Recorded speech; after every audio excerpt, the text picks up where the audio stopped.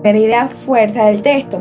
Esta se basa en la pertinencia del conocimiento, se basa en una problemática universal frente a las interrogantes que todo ciudadano tiene sobre el mundo, como por ejemplo, cómo lograr el acceso a la información sobre el mundo y cómo lograr la posibilidad de articularla y organizarla. Cómo percibir y concebir el concepto, lo global que va relacionado con las partes y el todo, lo multidimensional y lo complejo. Este problema se centra en el hecho de que la educación desintegra los conocimientos de acuerdo a las diferentes disciplinas, lo cual dificulta el vínculo entre las partes de un conjunto y el conjunto en sí. De allí se encuentra invisible ante los ojos humanos tres variantes. Entrando en la reflexión de la idea fuerza, tenemos el contexto. Debemos encontrar las informaciones y los elementos dentro de su contexto para darle real sentido. El autor cita a Claude Bastien, 1992, el cual nos dice que la evolución cognitiva no se dirige hacia la elaboración de conocimientos cada vez más abstractos, sino por el contrario hacia su contextualización, es decir, hacia su análisis dentro de su propio contexto. Lo global refiere al conjunto que tienen diferentes partes de forma interretroactiva u organizacional. Por ende, la sociedad y lo global se considera mayor al contexto. Por ejemplo, el planeta Tierra es un conjunto organizado y desorganizado a la cual hacemos parte. Lo multidimensional nos explica que el ser humano es biológico, afectivo, racional, psíquico, social a la vez, lo que lo convierte en algo multidimensional, al igual que la sociedad lo es porque está comprendida por dimensiones económicas, sociales, históricas, religiosas, etc. Lo complejo es la unión entre la unidad y la pluralidad. El conocimiento pertinente debe unir estas partes diferentes que conforman un conjunto, como la economía, la sociología, la política, etc. Y además deben tener un tejido interdependiente. Debe haber un tejido entre los objetos de conocimiento y su contexto, las partes y el conjunto y las partes entre sí.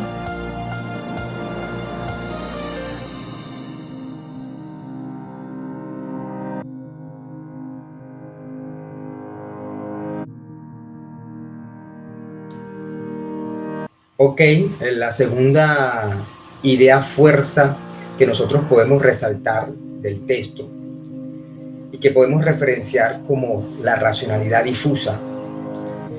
Podemos decir que la era moderna es considerada la edad del mundo digital, que comprende el pensamiento tecnológico como absolutamente racional y que durante décadas, en nombre del desarrollo y la civilización, se ha propuesto soluciones con miras de resolver las distintas adversidades, problemáticas y dificultades en la sociedad.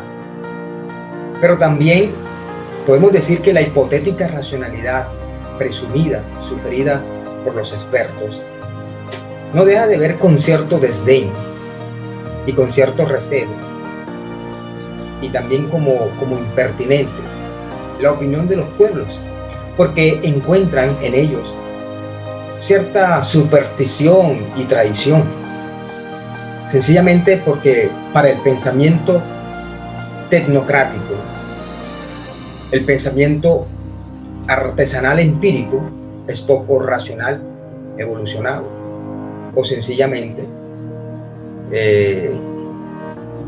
irracional. Por lo que también podemos decir que en honor a la verdadera racionalidad existe una razón abstracta o falsa racionalidad, o también le podríamos llamar racionalidad difusa, que se aprecia en un sentido unidimensional o se proyecta en un sentido unidimensional, donde se enriquece empobreciendo y se construye destruyendo, donde podemos observar acciones que son vistas como racionales por algunos grupos y son justificadas con la cortina del progreso y el desarrollo, de una región o de un pueblo, donde se puede apreciar la aprobación de proyectos que generan grandes cuantías de dinero, pero que eso no permite ver el daño colateral que se genera al planeta Tierra y por ende a todo ser vivo en él, ¿verdad?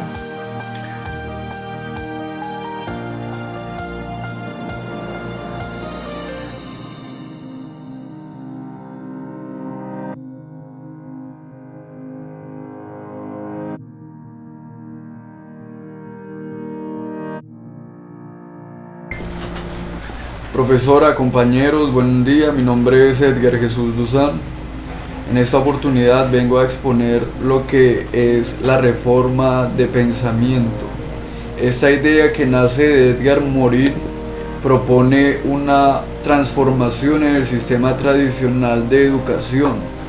Para esto es necesario reformular o cambiar los paradigmas y las programaciones que han venido trayendo en los aspectos curriculares, profundizando en los adolescentes, en los jóvenes, en los niños, aspectos trascendentales como es la ecología, como es a la vez el cuidado por el medio ambiente, como es a la vez volverlos más fraternos y solidarios, algo que ha venido opacando por la constante competitividad que se ha venido forjando en este mundo, pues que lamentablemente se ha manejado por el consumo, ¿no? Por el adquirir y el descartar sin medida.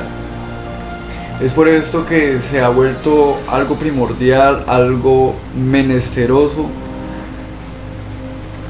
a la vez formular o reformular, cambiar las metodologías de los tradicionales aspectos de educación.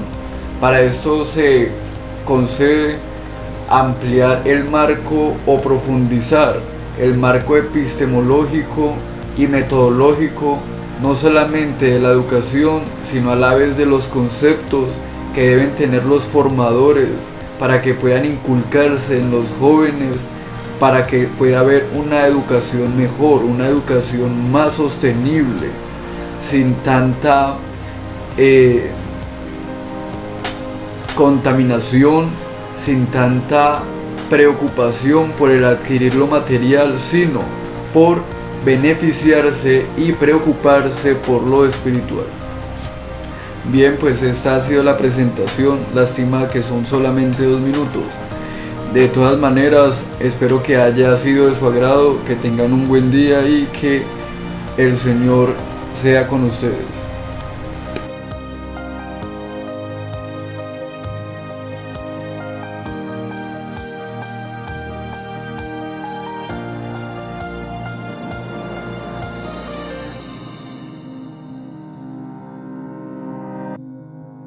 Mi nombre es Andrés Berrío Peña y en el día de hoy quiero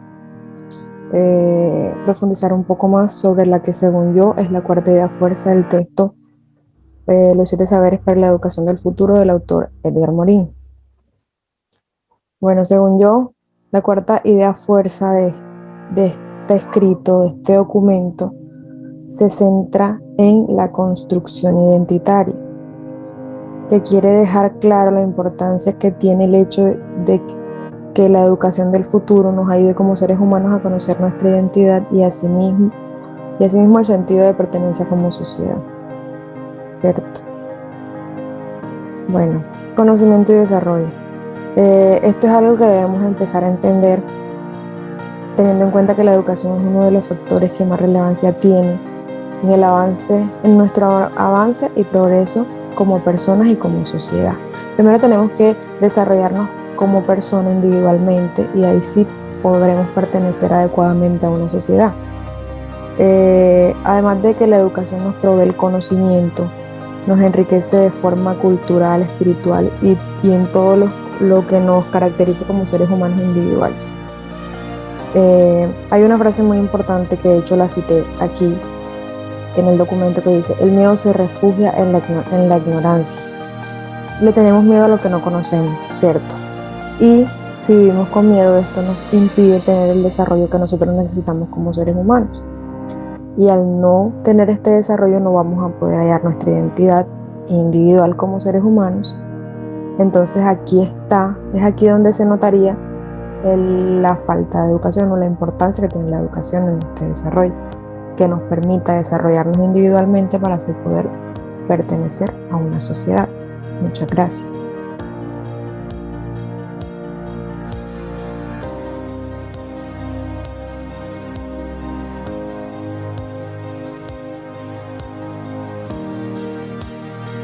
Cordial saludo, mi nombre es Norma Camila Picón Navarro, soy estudiante de licenciatura en lenguas extranjeras, énfasis en inglés. Hoy expondré la quinta idea de fuerza. La quinta idea de fuerza es donde la educación a futuro tiene que ser una enseñanza primera y universal, en donde se centre en las condiciones humanas.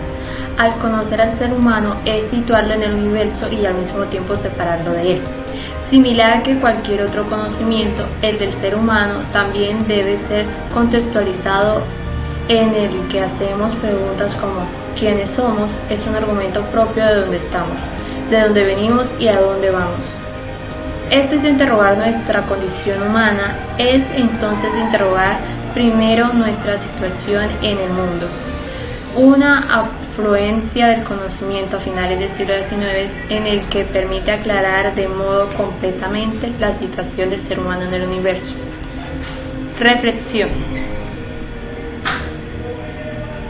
Cuando los saberes no tienen ningún vínculo y tampoco están asimilados paradójicamente, quiere decir que el nivel de ignorancia aumenta mientras hay un progreso del conocimiento. La educación a futuro tiene como tarea de inculcar los saberes necesarios para una mejor educación. Por otro lado, las ciencias humanas deben de aclarar las multidimensionales humanas en el que expone e integra los aportes de las humanidades que solo se estarían enfocando en la filosofía e historia, sino también en la literatura, la poesía y el arte. La unidad y la diversidad humana. La educación del futuro deberá velar para que la idea de unidad de la especie humana no borre su diversidad. La educación deberá instruir este principio de unidad y diversidad en todos los campos que son una diversidad central, psicológica, afectiva e intelectual, y al mismo tiempo tiene sus propias singularidades cerebrales, mentales, psicológicas, afectivas e intelectuales.